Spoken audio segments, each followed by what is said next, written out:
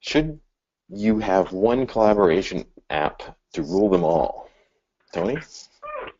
All right, I'm putting on my boxing gloves here, Dion, because, well, I feel very passionate about this one. This is an oldie but a goodie, and I can tell you, no, absolutely not. It has never been true, and it's less true even now, more than others, ever. You know, and SharePoint is a great example, and everything that people tried to do around this SharePoint estate, which sounds like this incredible chateau, except then it's completely unmovable and completely non-agile. And now, as we notice, we have people putting fences around SharePoint and supplementing it. So if you have this one major app that's going to dominate your collaboration services, who does that serve? Right? It helps maybe your procurement, maybe IT, because it's going to simplify their lives. But if you remember, if you go back to the beginning, there's 10 key business scenarios, and you need to really effectively execute across at least 6 of them. And what we found in our research is no single vendor did well or above average in more than 3 of these scenarios. So if I go and I create this, you know, universe with all this gravitational pull around a single vendor, whether it's SharePoint, Jive, the IBM Stack, which is, by the way, limitless, or Oracle, where does this leave my employees? It leaves them, you know, with substandard tools. And if you're going to have an employee-centric digital workplace, then you're shooting yourself in the foot. And by the way, there's great analogies here on the external-facing digital marketing side, where you're trying to do more customer and prospect-centric digital engagement. And what marketing managers have told IT is, look, I need to incorporate new tools into our architecture. I'm going to be using tools in 2 years that haven't even gone to market yet. I know this. We need to live in a multi-tool world. And this has forced on the digital, you know, external digital engagement side, a real rethinking about architectures. Maybe having common data layers, certainly having common identity layers, but supporting architectures that can create multiple different vendors. And, you know, we don't need to have a unified single user experience or a single user interface across all of these applications. I don't believe this is a design issue. I think that what employees want are applications that are fit for purpose, that actually help them get their job done. And I defy anyone to find a single vendor that's going to do this in a complex enterprise environment. So I'm a firm no on this one. Dion? All right. Well, that's the gauntlet's been thrown down for sure. I love the boxing gloves, by the way. So the problem is, the issue that we're starting to see is something I'm calling the collaboration paradox. The more of these apps and tools that we have, the more of these communities and environments that we create with walls around them, the less connected that we are. And so we see this fragmentation of collaboration, all these little corners and nooks and crannies in our digital landscape.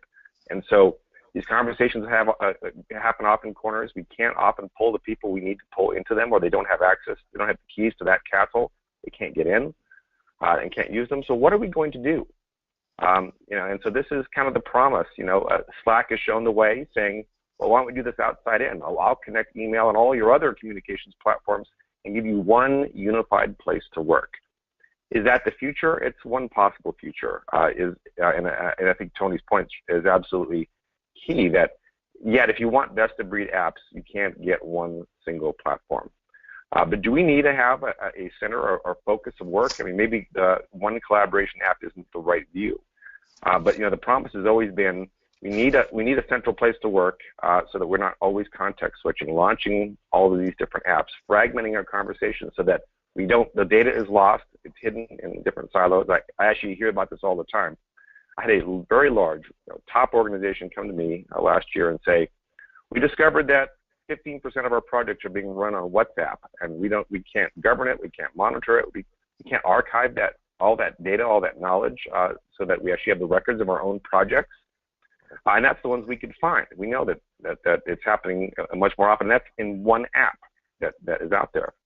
And so there's a real issue in not trying to figure out, is it to bring them all together, to rule them all? I don't know if that's the answer either. But I do believe that it's about creating the common data model.